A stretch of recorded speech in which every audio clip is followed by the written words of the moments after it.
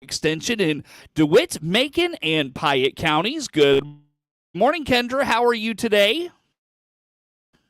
I'm well, Seth. How about yourself? Doing good.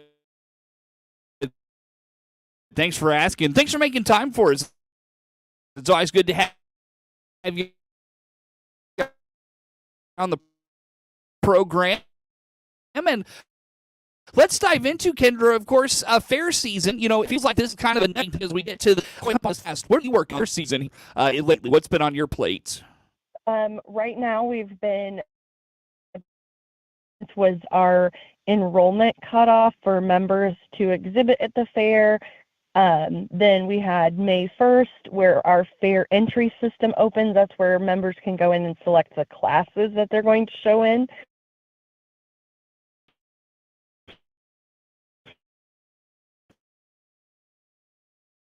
And then May 1st was also the deadline horse exhibitors to get their papers to be at, and papers are in the office as needed.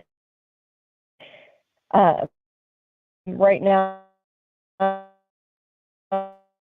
just finalizing, make sure we have enough in the office. We would love to have more volunteers come and judge the kids' projects. Sure. Well, let's talk deadlines, Kendra. What anything coming up that folks need to know about? Anything along those lines?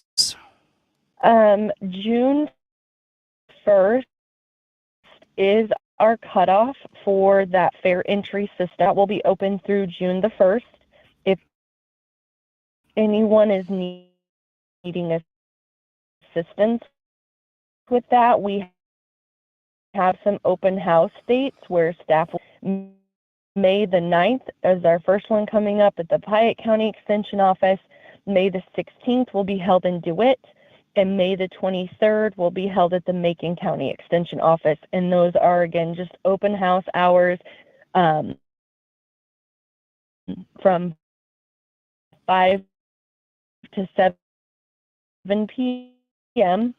And again, that's just for families. First time 4-H numbers are like for this year? I will be honest, I haven't pulled those up. I apologize. I know we are sitting I shouldn't say enlist, but enroll families to be part of that 4-H experience. Mm-hmm. And houses there, Kendra. Do you mind throwing those out one more time? Yeah, not a problem. I have those as May the 9th in Piatt County, May the 16th for DeWitt County, and May the 23rd for Macon County. Again, those are open to anyone, so it's not exclusive to your primary county. If a date works better for your family. It's to just getting ready for fair season. You talked about the need for volunteers. Are you in need of volunteers for specific judging areas, specific parts of the fair? What do you need right now? Definitely. So right now we are still looking pretty much our visual arts areas, our cooking areas. We do still need some help in the STEM and trades areas. So computer science, and welding, and a couple other areas there, as well as like our clover buds. So those are our littles from age 5 to 7. They don't really get judged as much as they just get a one-on-one opportunity to talk with someone about their projects. And there are a couple random off topics as well, and I apologize that I don't have them in front of me, but another area, so the Fair Board puts on open kitchen hours for families to have food during the fair. There is an actual sign up for that available on our website, and we'll take kids and adults who are willing to come help with those kitchen hours. And that includes, asking the adults to cook in the kitchen, but then we've got cleanup crew and dessert and drinks hours. If you have that available, we would love to have you. Sure, very good. Is that something that folks need to seek out or call someone for if they're entering for that? You can find the link on our website, or you can call the office. We can help you get signed up that way as well. Easy enough. Kendra Wallace is 4-H coordinator for the U of I Extension here in DeWitt, Macon, and Piatt counties. And Kendra, as we talk fair season coming up right around the corner, just again remind us those dates one more time if you would. Sure thing. It is going for our horse show that is going to be held that very first weekend in July, Saturday, July 6th and July the 7th. And then our general projects and livestock show will be held the following weekend, July the 11th through the 14th. All right, very good. So right around the corner, how about that? What do you have for us? Definitely. So with the Illinois Department of Agriculture's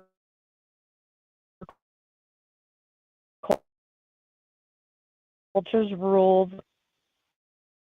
all birds need to be tested to the first from 2 p.m. to 4 p.m. at the DeWitt 4-H Fairgrounds, and there is a small fee to have the birds tested. If you're doing just one bird, it'd be $5 a person. 2 to 5 birds is $10 a person, and 5 or more birds is $20 a person. And you just pay that fee right there at the clinic.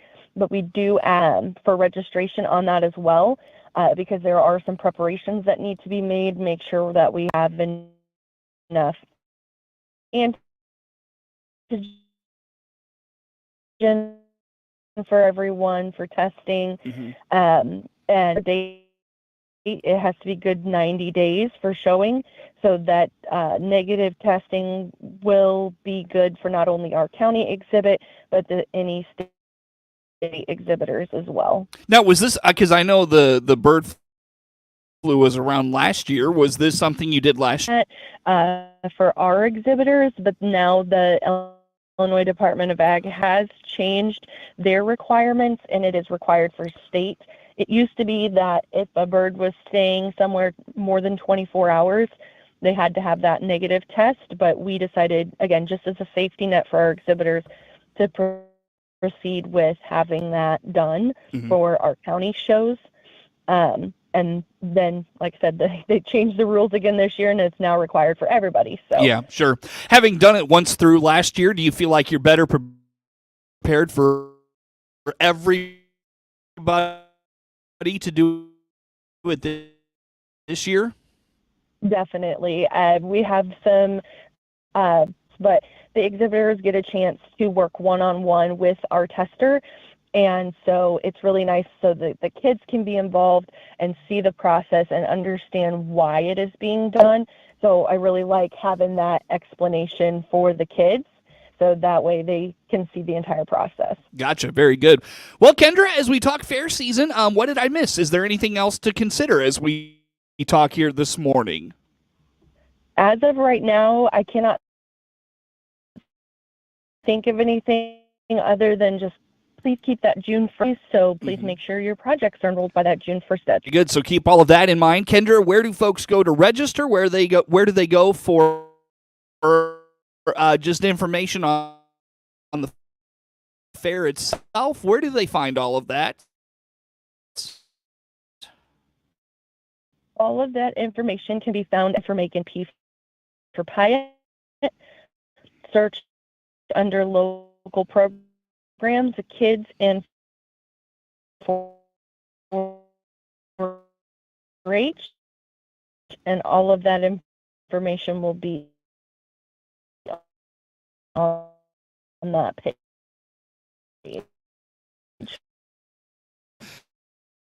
Kendra Wallace, 4-H coordinator for the U of I extension here in DeWitt, Macon. And quarter down half a penny.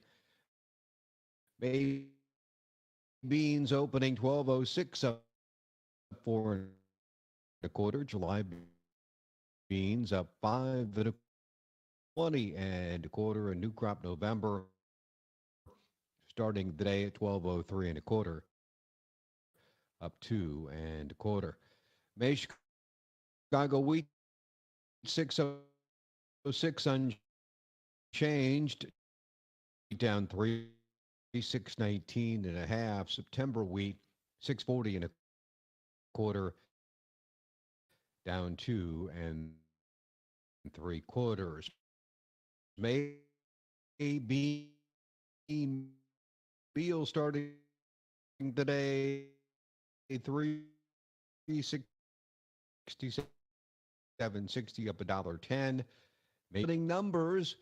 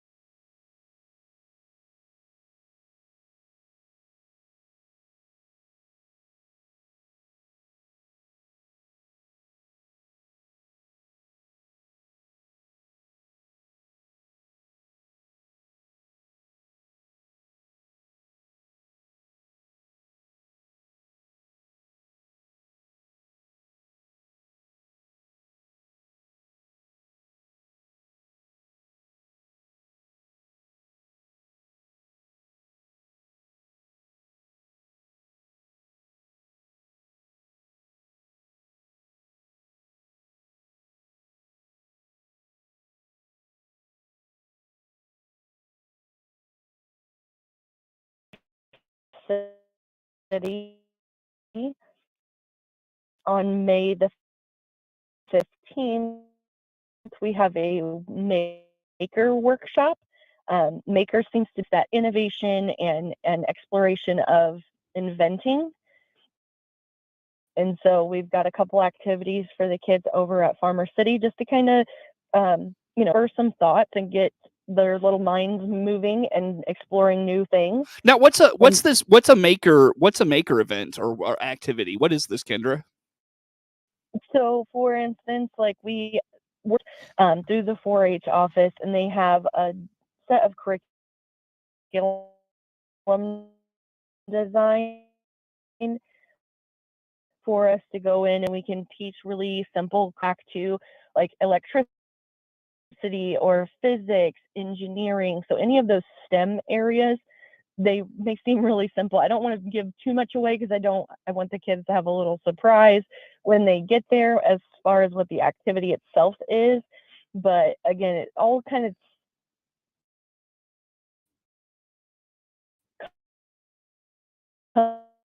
comes back to those STEM related areas. So if you're for engineering and math